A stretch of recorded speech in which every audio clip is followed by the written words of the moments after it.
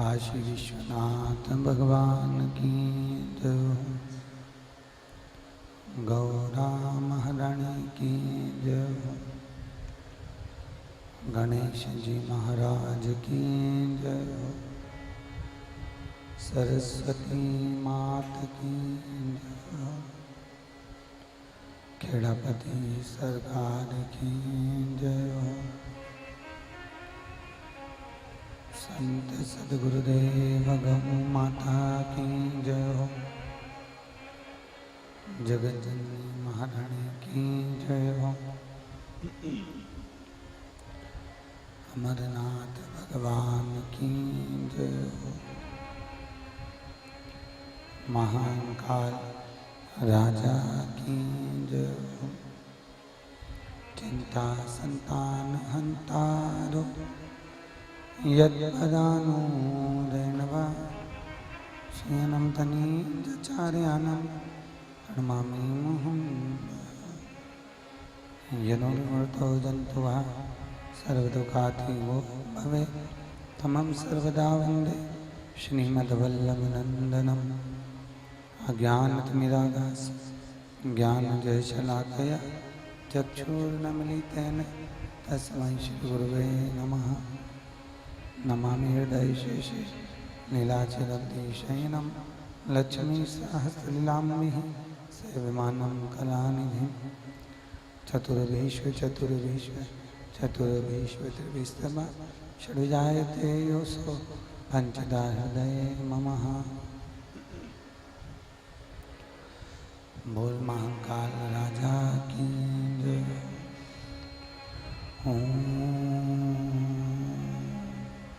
नमः शिवाय।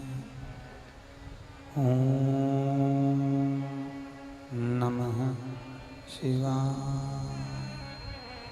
ओम नमः शिवाय। ओम नमः शिवाय। ओम नमः शिवाय।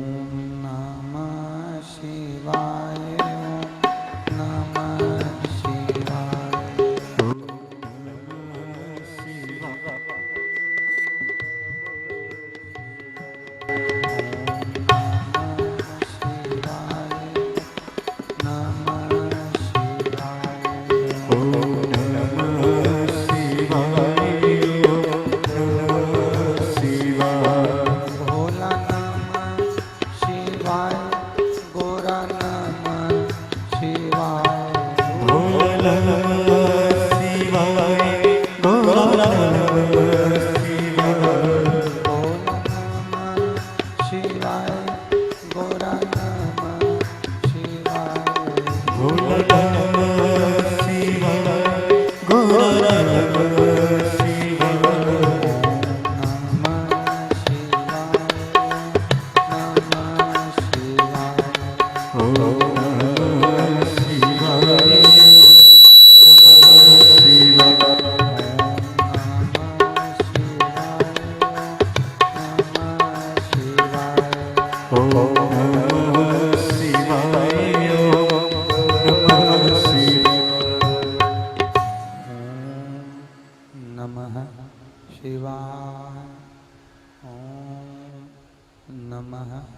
शिवाय।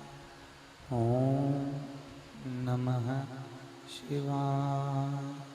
हर हर महादेव, हर हर महादेव, हर हर महादेव। काशी विश्वनाथ भगवान शिव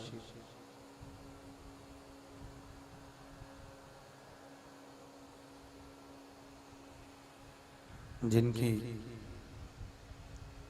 पुनित पावन शिव महापुराण की कथा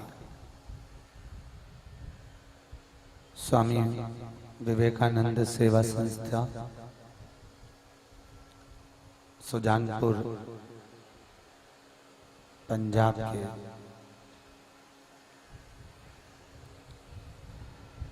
इस पावन प्रांगण में आयोजित 7 दिवसीय श्री शिव पुराण, जो भगवान की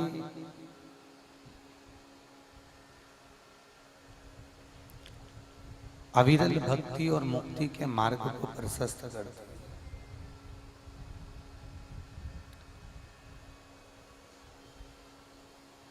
भगवत तत्व के मार्ग को जो प्रबल रखता है,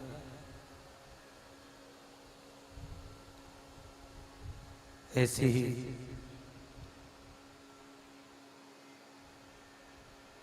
सुंदर भक्ति का संचार करने वाली भगवान शिव को अपने हृदय में स्थापित करने वाली शिव महापुराण की ये पुनित पावन कथा अविरल भक्ति और मुक्ति के मार्ग को प्रशस्त करती है।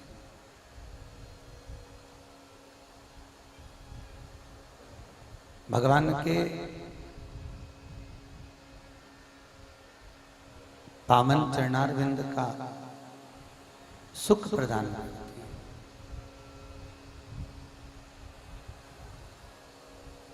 श्रावण के महीने में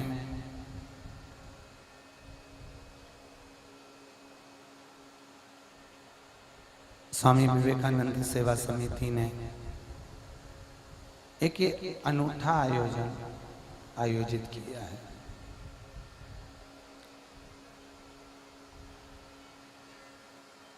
जो व्यक्ति के जीवन को सार्थक करने वाला और भगवान के चरणारविंद को प्राप्ति का मूल उद्देश्य बनाने वाला।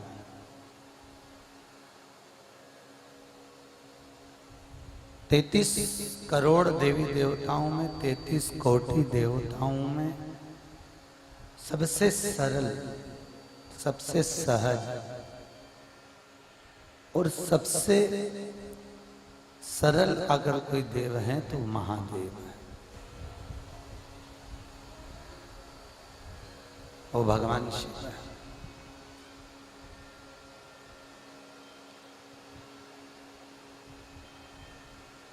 जो दुनिया को दुखी नहीं देख सकता। सर्वे भवन्तु सुखिनः, जो सबको सुखी कर दे, सबका सुख देकर आनंदित कर दे, वो शिव है, वो भगवान शंकर है।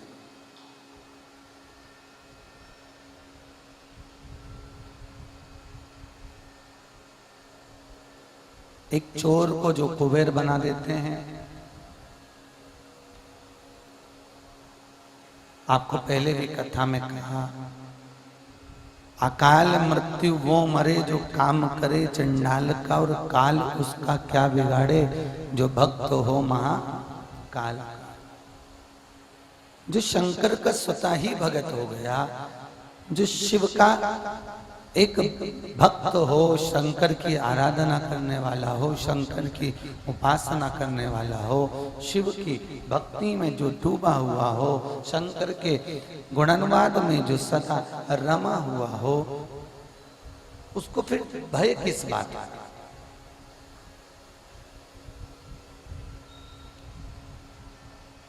उसको फिर दुख किस बात का? अब सौंप दिया इस जीवन का सब भार तुम्हारे हाथों में, हे हार तुम्हारे हाथों में और जीत तुम्हारे हाथ। सब कुछ उसको दे दिया। फिर हम क्या सोचें उसमें?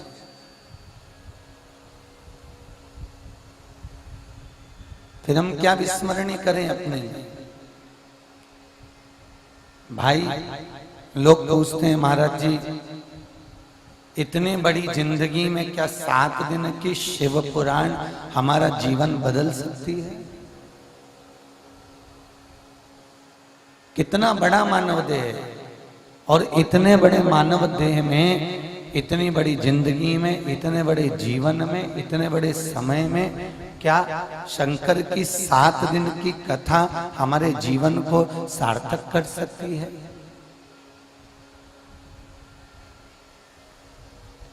क्या 7 दिन की कथा हमारे जीवन को आनंदित बना सकती है? हम आपसे पूछते हैं, एक भगोना दूध है, एक पात्र भरकर दूध है, और उसको अगर दही बनाना हो तो जामन कितना डालोगे? थोड़ा सा जामन डाला और एक भगोना दही, दूध दही बन गया। बहुत सारा दाल है, बहुत सारी सब्जी है, पर बघार थोड़ा सा डाल दिया। उसी तरह पूरी जिंदगी, मनुष्य की देह, मानव का शरीर और पूरा जीवन पड़ा हुआ है, पर उस जीवन में अगर 7 दिन की शिव महापुराण की कथा सुन ली तो ये पूरे जीवन को शंकर के चरणारविंद में ले जाकर जमा सकती है, शिव चरण में पहुंचा सकती है। शंकर के चरणारविंद की ओर ले जाकर छोड़ सकती है।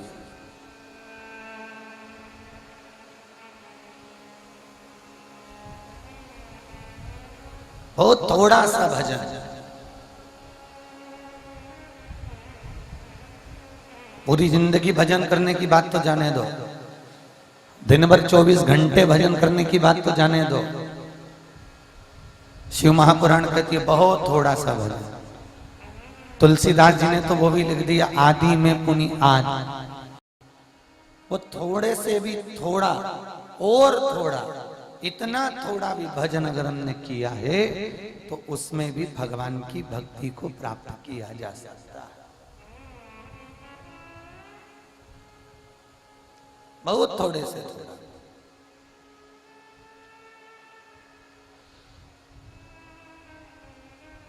उसमें भगवान की भक्ति को हम प्राप्त कर सकते हैं।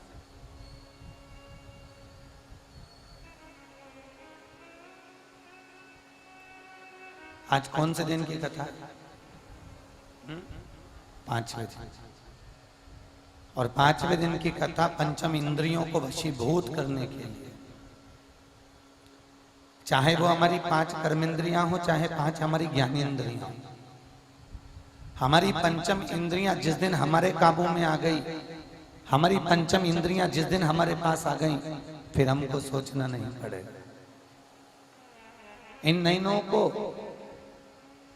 भजन दर्शन का एक बीमारी उत्पन्न कर दो कि इन नैनों को एक बीमारी हो जाए जिससे वो केवल भगवान के दर्शन करें। इस मुख को एक ऐसी बीमारी हो जाए, वो कहे ना किशोरी कुछ ऐसा इंतजाम हो जाए, बस केवल मेरे मुख से राधा राधा नाम निकलता रहे। उसी तरह हमारे मुख में कुछ ऐसा प्रयास हो जाए, ऐसी कुछ अनुभूति हो जाए, ऐसा कुछ हो जाए कि शंकर का नाम, भगवान का नाम, राधा का नाम, कृष्ण का नाम, राम का नाम, हम जिसका अनुमोदन करते हैं, हम जिसका स्मरण करते हैं, उसका नाम हमारे मुख पर छाया है।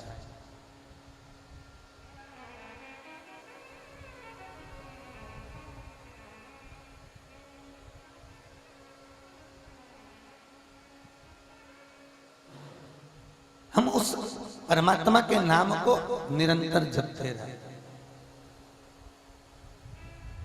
ऐसा कुछ कि मुख में हो राम नाम, राम सेवा हाथ में, तू अकेला नाही प्यारे, राम तेरे साथ में। जिंदगी की जितनी भी भाग दौड़ है सब परमात्मा के हाथ में।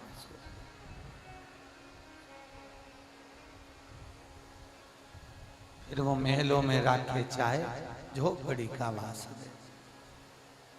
हम अपना संपूर्ण जीवन, हम अपना संपूर्ण समय में से थोड़ा सा समय परमात्मा को देकर परमात्मा को हम अपना बना सकते हैं।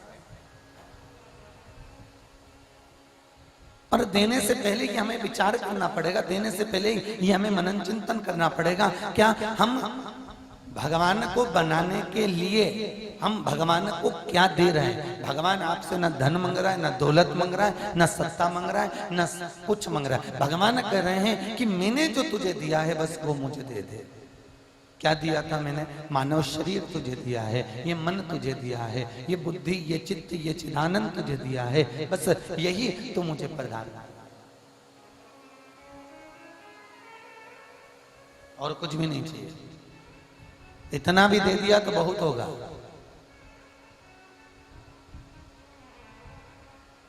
बहुत 5 कर्मेंद्री, 5 ज्ञानेंद्री और 1 मन, ये 11 इंद्रियां जिसके वश में हो जाती है उसकी एकादशी हो जाती है। एकादशी का व्रत करना, हमने कुछ खाया नहीं, हमने कुछ पिया नहीं, हमने आज फल खाए, हमने आज फलहार करा, इसको एकादशी नहीं कहा। कि हमने केवल फलियार कर लिया, हमने केवल फल का आहार कर लिया, हमने ये खा लिया, हमने वो खा लिया, इसको एकादशी नहीं कहा। एकादशी की मूलता कही कि अपनी 5 कर्मेंद्री और 5 ज्ञानेंद्री और 1 मन, ये 11 इंद्रियों को जिसने वश में कर लिया उसकी एकादशी।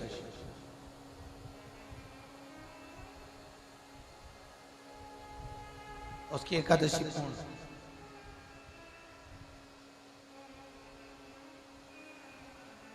हमारी इंद्रियां कितनी शिथिल हैं। वो कहते हैं ना, इन नैनों को रोग लगा है रोज सिनेमा देखन का, इन नैनों से दर्शन कर लो सारे रोग मिट जाएंगे। हरि ओम, हरि ओम, हरि ओम, हरि ओम, हरि ओम, हरि ओम, हरि ओम, हरि ओम, हरि ओम।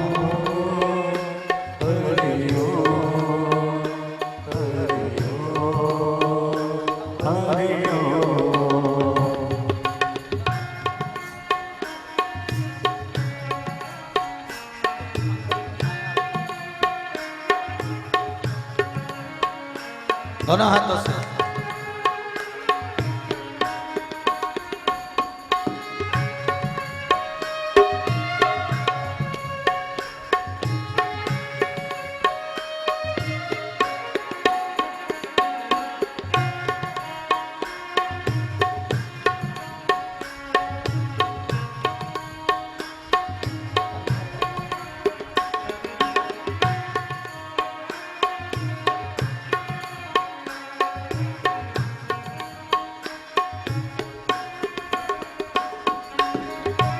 भाव से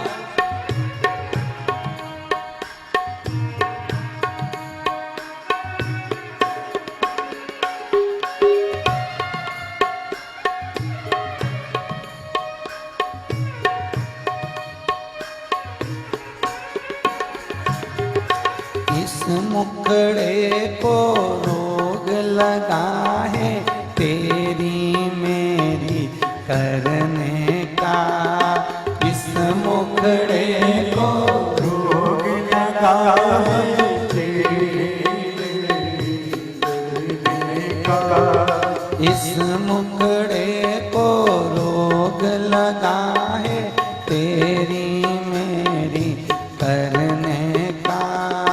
इस मुखड़े को रोग लगा है तेरी मेरी करने का। ओ इस मुखड़े से हरि को जप ले सारे रोग मिट जाएंगे। हरि ओम हरि ओम हरि ओम हरि ओम हरि ओम हरि ओम हरि ओम हरि ओम हरि ओम हरि ओम हरि ओम हरि ओम हरि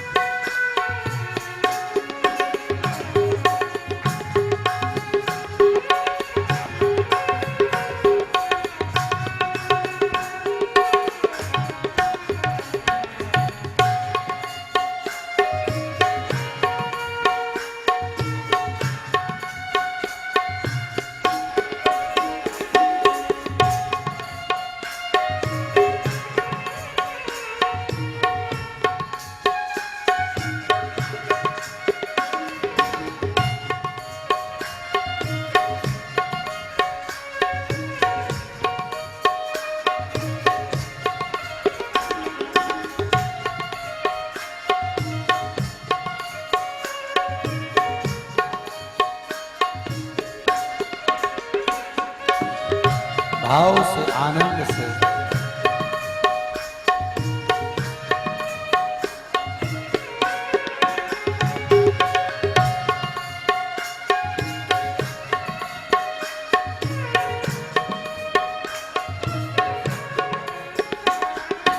इन कानों को रोग लगा है रोज चुगलिया सुनने का।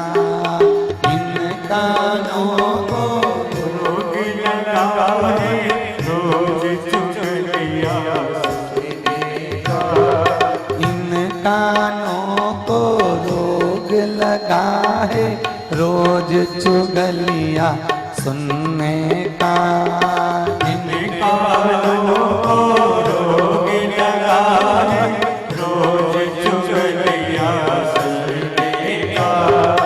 इन कानों से सत्संग सुन ले सारे रोग मिट जाएंगे। हरि ओम हरि ओम हरि ओम हरि ओम हरि ओम हरि ओम हरि ओम हरि ओम हे हरि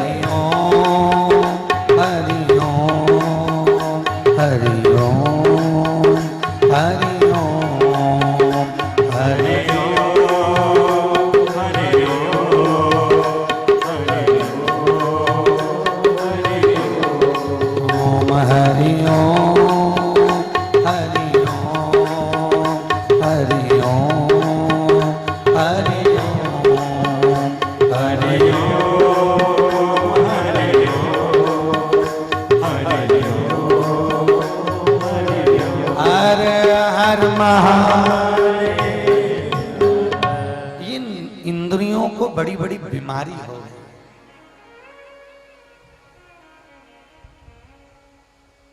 ये बहुत बड़ी बीमारी है इंद्रियों।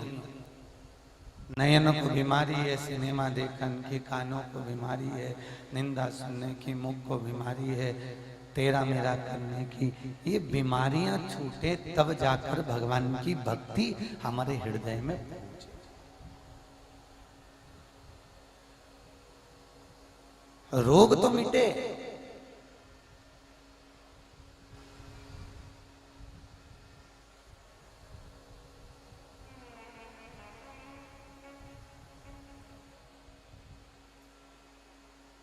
कहा रोग मिट भी जाएगा।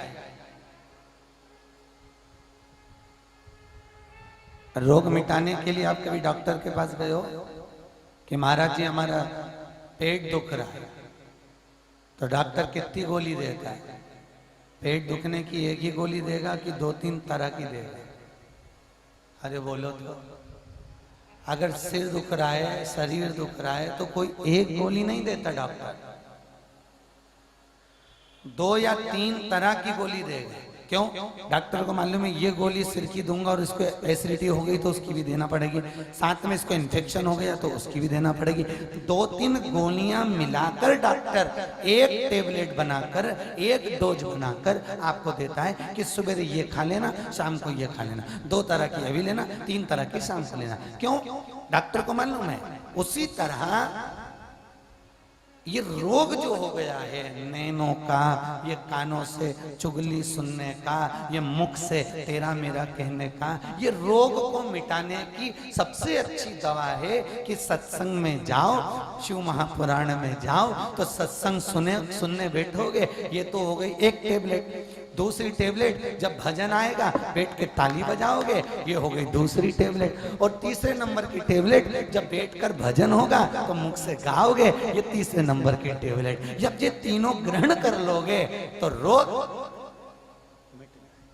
रोग समाप्त, रोग को मिटा।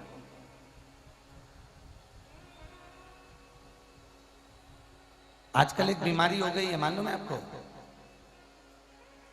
शुगर की।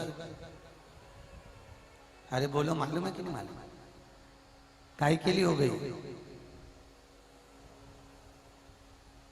पहले होती थी क्या? अरे बोलो, होती थी? नहीं। क्यों नहीं होती थी? क्योंकि पहले दुनिया के लोग इतना मीठा बोलते थे, इतना मीठा बोलते थे कि जो शरीर की शुगर थी वो बाहर निकलती रहती थी। आज के जमाने में लोगों ने मीठा बोलना छोड़ दिया, इसलिए शरीर की शुगर ब्लड में चली गई, इसलिए शुगर की बीमारी हो गई।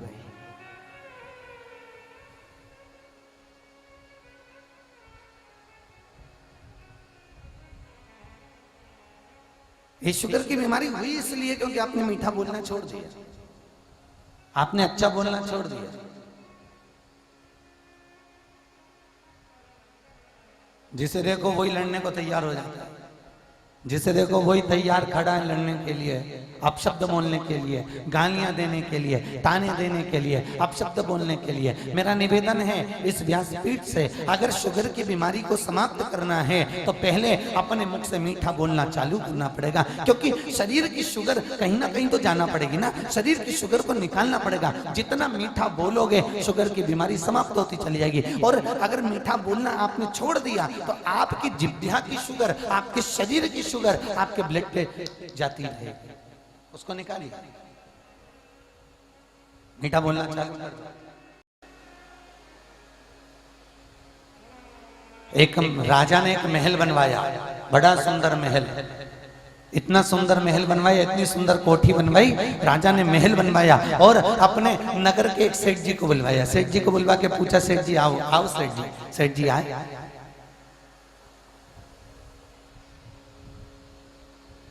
सेठ जी से कहा, सेठ जी देखो हमारा महल देखो। सेठ जी ने कहा, महाराज जी महल बहुत अच्छा बनाया, पर महाराज महल तो अच्छा बनाया पर इसका दरवाजा छोटा रख दिया। तो राजा ने पूछा, दरवाजा छोटा रख दिया तो क्या हुआ? दरवाजे से केवल आना जाना तो है, छोटा है तो क्या हुआ उसमें? कोई दिक्कत वाली बात नहीं। इतने में सेठ जी ने कहा, नहीं महाराज तुमने दरवाजा छोटा रख दिया, जब तुम मरोगे तो तुम्हारी अर्थी कैसे निकलेगी? अब राजा को तो गुस्सा आ गया कि मेरे मकान का मुहूर्त, मेरा इतना जोरदार महल बनवाया और ये मेरी मरने की बात कर रहा है। राजा ने दूतों को बुलाया, ले जाओ इसको बंद करो जेल में, और राजा ने अपने उस सेठ जी को जेल में बंद करवा दिया। थोड़ी देर बाद उसकी पत्नी आ गई सेठ जी की। सेठ जी की पत्नी आई तो पत्नी आके बोली, महाराज मेरा पति आया था। राजा ने कहा तेरे पति को बोलने के लक्षण नहीं, क्या के इतना अच्छा महल बनवाया, दरवाजा छोटा रख दिया। राजन जब तू मरेगा तो तेरी अर्थी कैसे निकलेगी? इतने में पत्नी बोली, महाराज मेरे पति को क्या करना, अर्थी कैसे निकलेगी? राजा को काट काट के निकाल देंगे। राजा को तो और चक्कर आ रहा, बताओ, पति तो पति, पत्नी तो हो रही अम्मा। राजा ने दूतों को कहा इसको ही बंद करो, उसको भी जेल में बंद करा। थोड़ी देर बाद राजा का लड़का आ गया, बेटा आ गया, और बेटे ने आकर कहा महाराज मेरे माता पिता आए थे। राजा ने कहा तेरे माता पिता को बोलने के लक्षण नहीं है, तेरे पिताजी बोले इतना अच्छा महल बनाया, दरवाजा छोटा रख दिया, जब राजा तू मरेगा तो तेरी अर्थी कैसे निकलेगी, और तेरी माँ क्या के काट काट के निकाल देंगे। इतने में बेटा बोला, महाराज ना तो मेरे पिताजी को बोलना आता है ना मेरी माँ को बोलना आता है, उनको क्या करना, अर्थी कैसे निकालेंगे, राजा को अंदर ही जला देंगे।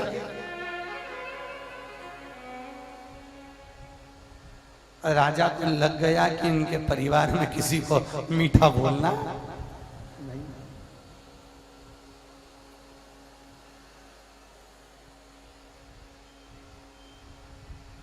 ये समझो,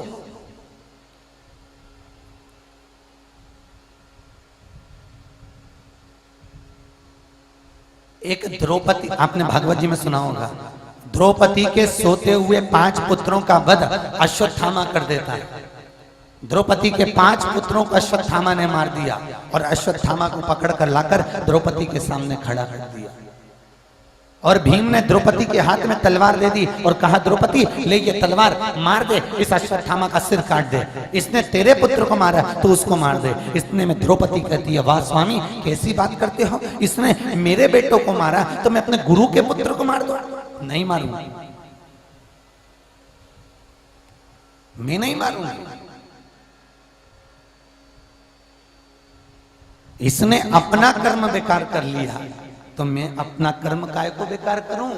द्रौपदी कहती है मैं नहीं मारूंगी। कितनी सुंदर बात कही। तो भीम ने कहा इसने तेरे बेटे को मार दिया, मार दे। इतने में द्रौपदी ने कहा वाह स्वामी, अगर कोई कुत्ता हमें काट लेगा तो क्या हम कुत्ते को काट लेंगे? नहीं। पर ये द्रौपदी का चरित्र पहले था, आज का चरित्र क्या है? अगर सास ने बहू को गाली दी, सास ने बहू को अपशब्द कहा, तो बहू ने भी पलटकर सास को अपशब्द कह दिया।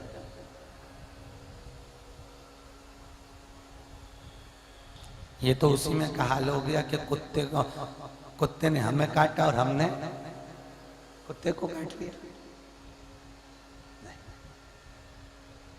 शास्त्र कहा वो गाली दे, वो अपशब्द के, वो ताने दे, कुछ भी बोले, बोलने दो।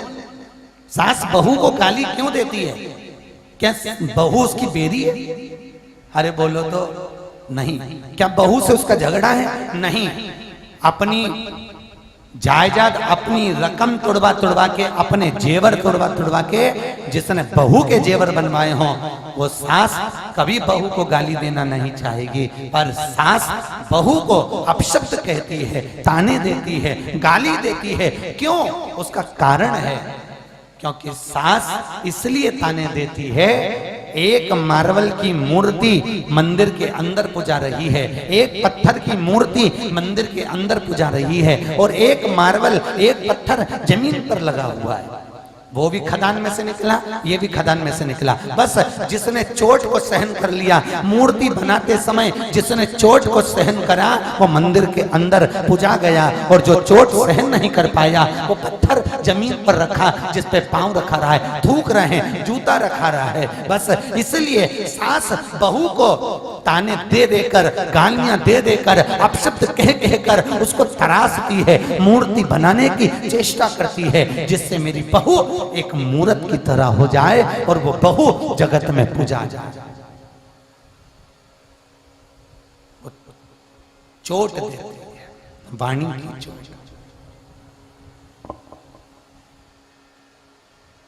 सोचो, एक पत्थर का टुकड़ा, एक पत्थर की मूर्त एक बार मंदिर के अंदर जाती है और भगवान बन जाती है। बनी कि नहीं बनी? अरे बोलो तो। एक पत्थर की मूर्त, एक पत्थर का टुकड़ा, एक पत्थर की शिला मंदिर के अंदर गई और वह भगवान बन गई। और रोज इंसान मंदिर जाता है, रोज प्रतिदिन मंदिर जा रहा है, तो भी वो अपना छल, वो अपना कपट, वो अपनी बेईमानी, वो अपना प्रपंच नहीं छोड़ पाता, वो झूठ बोलना नहीं छोड़ पाता।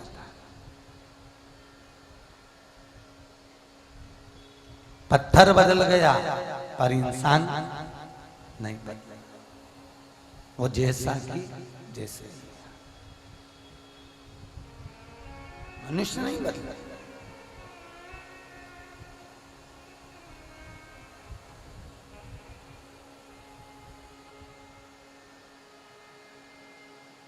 इन इंद्रियों की शिथिलता,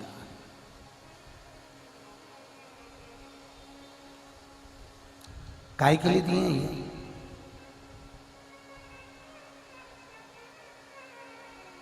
कितनी कृपालु है वो, कितना दयावान है वो, कि नेत्र भी दिए तो कितने?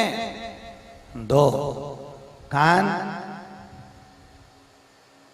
नासिका के छिद्र 2, हाथ 2, पांव 2 और जिह्वा 1। भगवान को भी मालूम था वो एक गजब कर जाएगी, पूरे मोहल्ले में आग लगाया। उसको भी मालूम था कि एक बड़ी भारी है, एक भारी।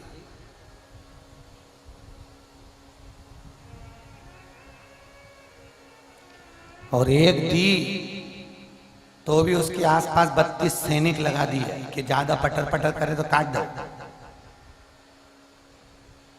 फिर भी 2 फाटक में बंद करके दी, डब्बी बंद, ज्यादा नहीं बोले,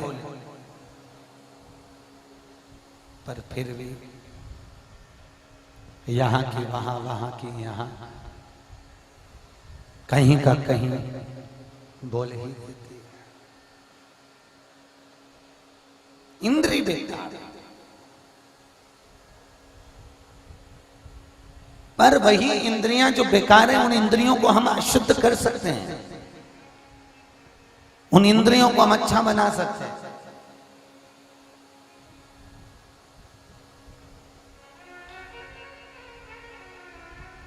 हाँ, दुनिया में कई लोग ऐसे हैं जो जहां की जहां रहे, जैसे 3 मित्र पिकनिक करने के लिए गए, गोट करने के लिए गए, 3 मित्र कहीं बगीचे में भोजन करने के लिए गए, कहीं गार्डन में भोजन करने गए, और 3 मित्र ने बाजार में से समोसा खरीद लिया, कचौड़ी खरीद ली, कोल्ड ड्रिंक की बोतल खरीद ली, जलेबी खरीद ली, थोड़ी ब्रेड खरीद ली,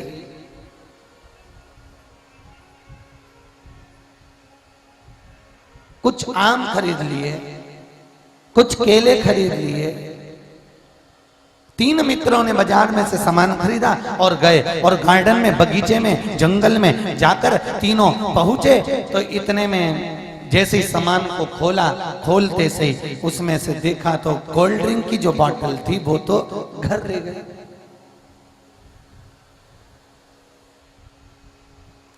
अब कोल्ड ड्रिंक की बोतल घर ले गई तो लेने कौन जाए? अब 3 बेटे थे, तीनों ने नाम लिखा, पर्ची बनाई और पर्ची को मोड़कर तीनों ने अपना अपना नाम लिख के और पर्ची को कुड़कुड़ा के फेंक दिया। जिसका नाम आएगा वो कोल्ड ड्रिंक की बोतल लेने जाएगा, और कुड़कुड़ा कर फेंका। जैसे फेंका एक नाम निकला, उससे कहा चल जा तू कोल्ड ड्रिंक की बोतल लेकर आ, जब तक तू नहीं आएगा तब तक हम कुछ भी नहीं खाएंगे, जब तक तू नहीं आएगा ये सब रखा रहेगा, जल्दी जा जल्दी आ। और वो बोतल लेने गया, आधा घंटा हो गया, 1 घंटा हो गया, 1.5 घंटा हो गया, 2 घंटा हो गया, 3 घंटा हो गया, पर वो नहीं आया। इतने में दोनों ने बात करी, हो सकता है उसकी मम्मी ने कोई काम बता दिया, उसके पापा ने कहीं भेज दिया, इसलिए चलो अपन तो खाना चालू करो। इन्होंने समोसे खोले और समोसे निकाल कर बस दोनों निकाल कर मुंह तक ले गए थे, खाने वाले थे। इतनी देर में वो पेड़ के पीछे से आ गया और आते से बोला, मुझे पहले ही मालूम था कि तुम दोनों खा जाओगे, इसलिए मैं गया ही, इसलिए। बताओ, वो इतनी देर से पेड़ के पीछे खड़ा खड़ा इंतजारी कर रहा था कि ये खाएं और मैं निकल के बाहर। हम भी कई जगह पर ऐसी जगह खड़े हुए हैं जहां पर हमको लग रहा है कि अब कुछ अच्छा होने वाला है, अब कुछ अच्छा होने वाला है, अब कुछ अच्छा होने वाला है, अब कुछ ऐसा होने वाला है, अब कुछ ऐसा होने वाला है। हमारी आसक्तियों से हम परिपूर्णता में खड़े हुए हैं, हम अपनी आसक्तियों में घिरे हुए हैं। हमने एक छोटा सा घर था और बड़ा बनाया, उससे बड़ा बनाया, उससे बड़ा बनाया, और घर बड़ा करते गए करते गए करते गए। घर तो बड़ा हो गया पर मन,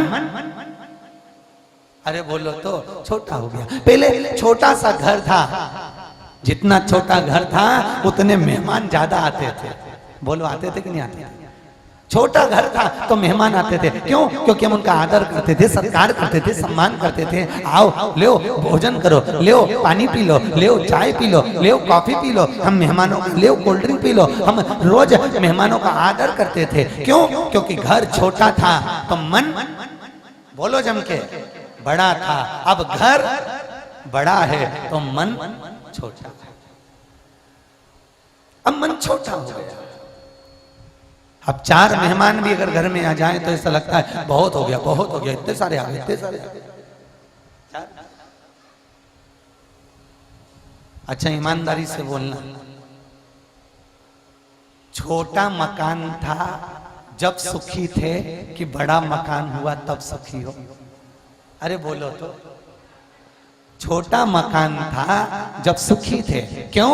एक ही जगह पर मेहमान आ जाते, वहीं सो जाते, वहीं खा लेते, वहीं पी लेते, वहीं आनंद लेते, और सबकी सब मामा काका फूफा फूफी और बुआ सब वहीं उसी मकान में, उसी छोटे से घर में सबका वहीं रहना हो जाता है।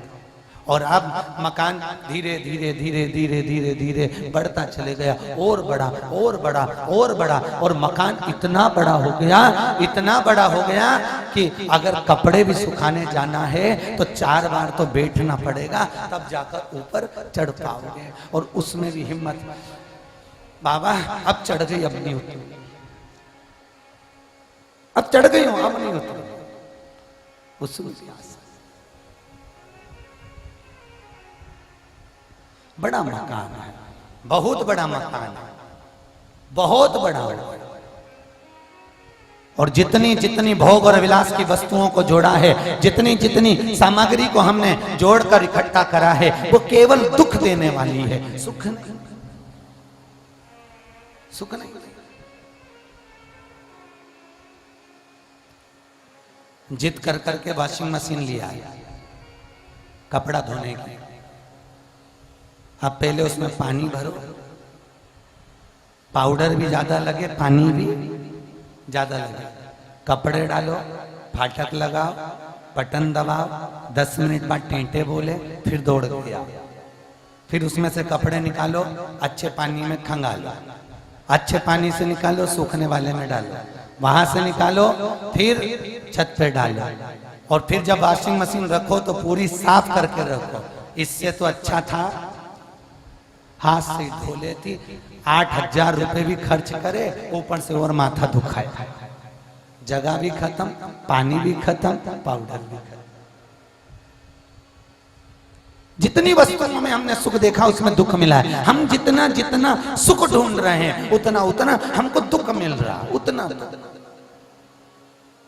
फिर सुख देखा, हे भगवान मेरा एक लड़का है, उसकी शादी हो जाए, मेरी बहू आ जाए, मुझे गरम गरम रोटी देगी, सुख मिलेगा। रोज गरम गरम चपाती बना के देगी, रोज गरम गरम मेरे को रोटी ला कर देगी, चपाती ला के देगी। हे भगवान बस बहू आ जाए, सुखी सुख मिलेगा। अब वो तो भगवान जानता है कि कितना मिल रहा। ये तो राम जी के हाथ, कितना सुख है भैया। किसी वस्तु में सुख नहीं है, किसी वस्तु में सुख नहीं। सुख कहाँ है? तो शिव पुराण कहती है, मिलता है सच्चा सुख केवल भगवान तुम्हारे। अच्छा ईमानदारी से बोलो, तुम 3 घंटे कथा में बैठते हो, अच्छा लगता है ना, सुख मिलता है ना। अच्छा चप्पल पहन के जैसे ही घर पे जाती हो फिर वही काम धंधा, हाँ फिर परेशान, रोटी बनाओ, सब्जी बनाओ, भाजी बनाओ, तरकारी बनाओ। 3 घंटा ऐसा निकलता है कि जैसे भगवान के चरणों में बैठकर ऐसा सुख कहीं मिला ही नहीं है। वो सुख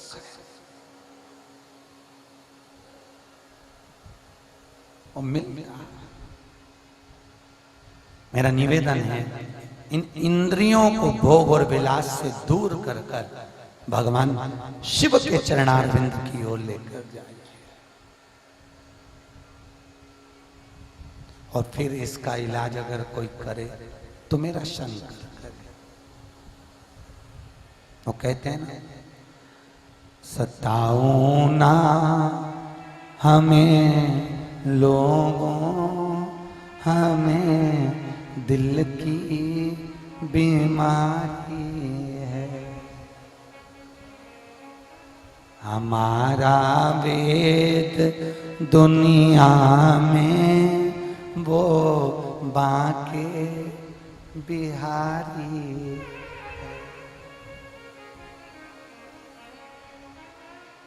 इतनी सुंदर बात की है। हार्ट अटैक की बीमारी हटाना है, शुगर की बीमारी हटाने का इलाज बता दिया कि अपने मुख से मीठा बोलना चालू करो। अब हार्ट अटैक की बीमारी भी बचा दो। जो ये दिल की बीमारी हो रही है ना लोगों को, काहे से हो रही है? क्योंकि ये दिल की बात अपने दिल को सत्संग में खोल नहीं पाते। और शास्त्र कहता है, जिसका दिल, जिसका मन, जिसका चित्त, जिसकी वृत्ति, जिसका दिल एक बार शिव महापुराण की कथा में खुल गया, ये पक्का है उसका दिल फिर हॉस्पिटल में नहीं खुलेगा। इसको खोलना पड़ेगा सत्संग में जाकर, इसको खोलना पड़ेगा सदगुरु की शरण में, इस दिल को खोलना पड़ेगा भगवान की चरणारविंद में, इस दिल को खोलना पड़ेगा कहीं सत्संग में पहुंचकर।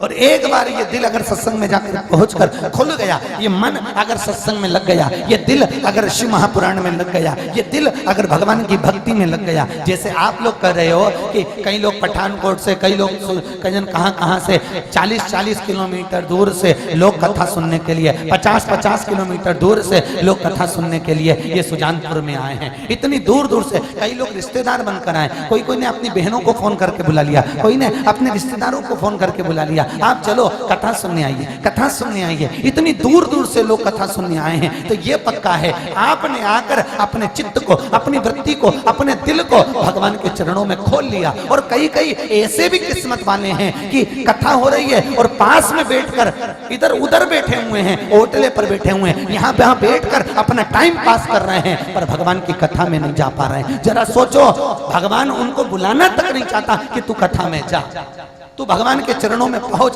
भगवान कहता जा, जहां जैसा पड़ा है ऐसे ही पड़े रहे, तेरी जिंदगी ऐसे ही निकलेगी। कल कथा में कहा था 2 चाबी होती है, एक कर्म की, एक भाग्य की। भाग्य की चाबी भगवान के पास है, कर्म की चाबी आपके पास है। भगवान अभी भी कहता है शिव महापुराण में, शास्त्र अभी भी कहता है कि अपना दरवाजा छोड़कर, अपने होटले को छोड़कर, अपना घर छोड़कर 2 कदम चलकर तू भगवान की कथा तक पहुंच तो सही। तो कर्म तो कर, एक बार तू परमात्मा की कथा तक पहुंच तो सही, फिर मैं भाग्य की चाबी मैं लगाऊंगा। अगर भाग्य की चाबी ना लगाऊं तो बात है। पर दुनिया के कई लोग ऐसे हैं जो घर पर बैठे टाइम पास करेंगे, टीवी के सामने बैठे रहेंगे, कहीं चौराहे पर बैठे रहेंगे, कहीं होटले पर बैठे रहेंगे, कहीं दुकानों पर बैठे रहेंगे, पर भगवान की कथा में नहीं पहुंच पाएंगे। भगवान कहता है तू कर्म नहीं कर पाया तो मैं भाग्य की चाबी कैसे लगाऊं? तू एक बार पहुंच तो। तेरे मंदिर में आना मेरा काम है और मेरी बिगड़ी बनाना तेरा काम। तेरे दरवाजे पर मैं आ ही गया, मुझे दरस दिखाना तेरा काम।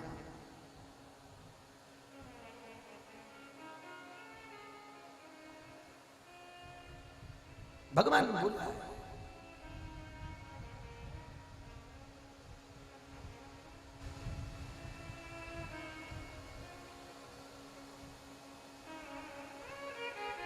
इस इंद्रियों को, इन 5 कर्मेंद्री, 5 ज्ञानेंद्री और 1 मन रूपी इंद्री, ये 11 इंद्रियों को शंकर को दे दो।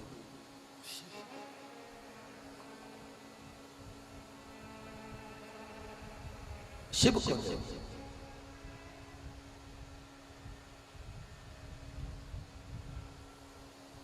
फिर देखो, फिर देखिए भगवान शिव की हमारे भक्ति को, हमारे मन को लगाइए।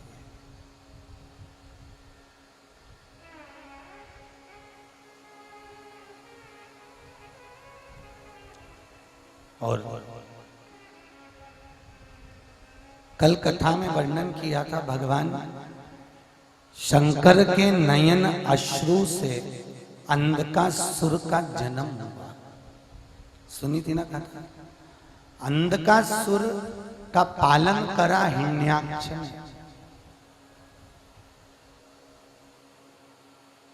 हिरण्याक्ष मर गया, वराह अवतार भगवान ने धारण कर हिरण्याक्ष को मारा।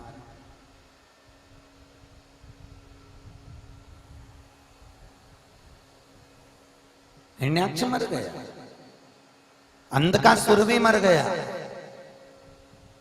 पर हिरण्याक्ष का जो भाई था हिरण्यकशिपु, वो हिरण्यकशिपु को क्रोध आ गया और हिरण्यकशिपु ने मन में विचार करा,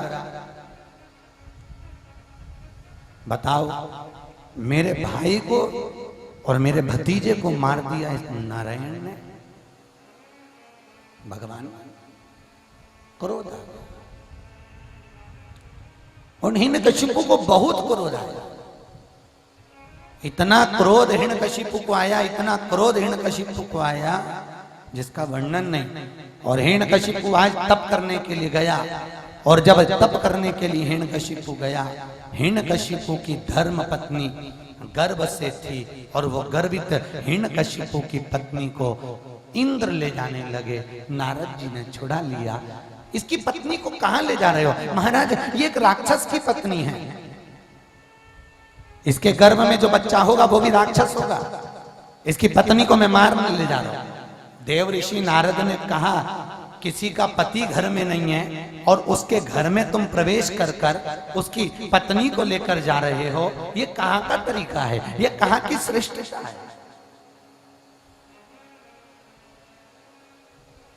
बहुत सुंदर बात कही।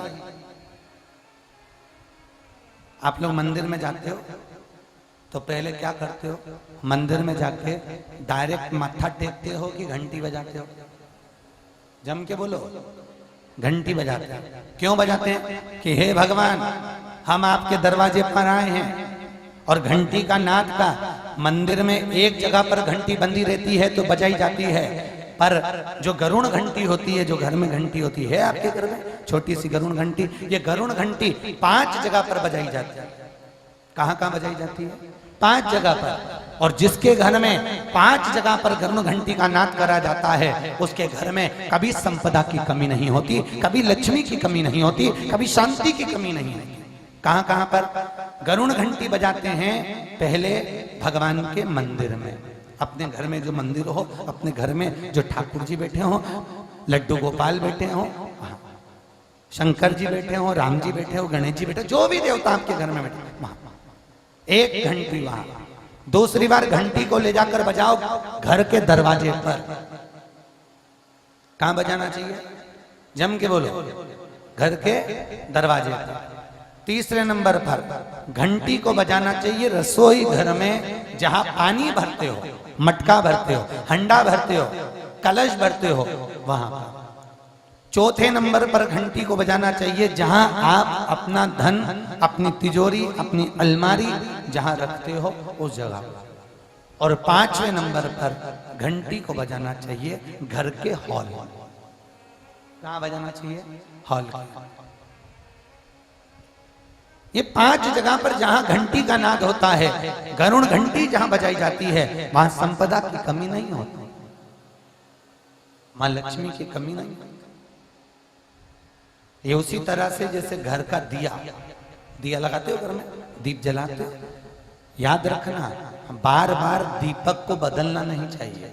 चाहे मिट्टी का दिया हो, चाहे पीतल का दिया हो, चाहे स्टील का दिया हो, चाहे चांदी का दिया हो, जितना दिया पुराना होता है उतना वो घर का संकट हरता है।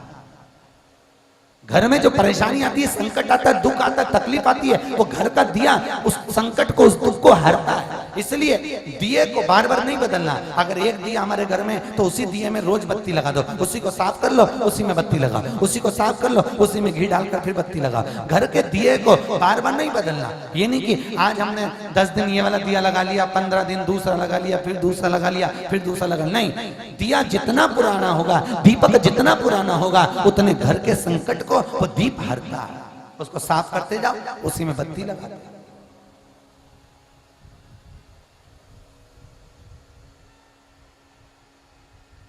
संकट को हरने दीप। महाराज हिरण्यकशिपु को तो गया तप करने के लिए। देवर्षि नारद जी ने कहा, अरे इंद्र तुम ये गलती कर रहे हो, उसकी पति घर में नहीं है और पति ना होने के बाद में तुम उसकी पत्नी को ले जा रहे हो, ये अच्छी बात है। उसके घर में अगर पति नहीं है तो तुम्हें अंदर जाना नहीं चाहिए, तुम्हें प्रवेश नहीं करना चाहिए, तुम्हें पहुंचना नहीं चाहिए। मना नहीं माने। और इंद्र के पास से देवर्षि नारद ने हिरण्यकशिपु की पत्नी जो गर्भ से थी उसको छुड़ा लिया। उसको छोड़ा, इसको छोड़ो।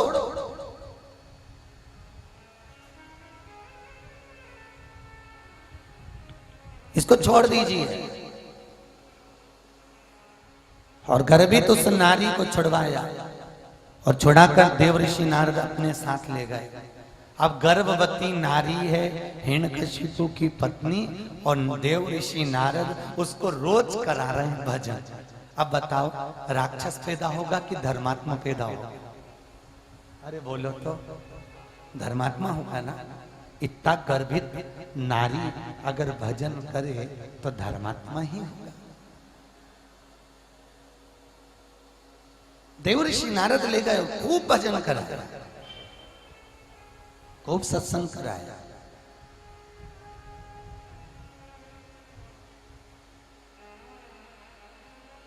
शास्त्र कहता है गर्भवती नारी को भगवान का भजन करना चाहिए।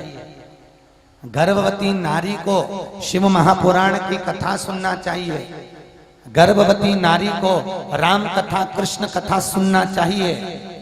पर आज के जमाने में तो डॉक्टर कह देते हैं बेड रेस्ट, पलंग पे पड़े रहो दिन भर, सामने टीवी चल रही है उसको देखते रहो। और गर्भवती नारी दिन भर टीवी को देखे तो दिन भर वो टीवी में जितने भी सीरियल आते हैं, जितने नाटक आते हैं, हर सीरियल में, टीवी में जितने सीरियल आएंगे उसमें कहीं की ना कहीं की रोती मिले 24 घंटा। तो जो गर्भ से बच्चा पैदा होता है ना वो भी 24 घंटा रोता ही मिले, क्योंकि वो नाटक का असर, सीरियल का असर है।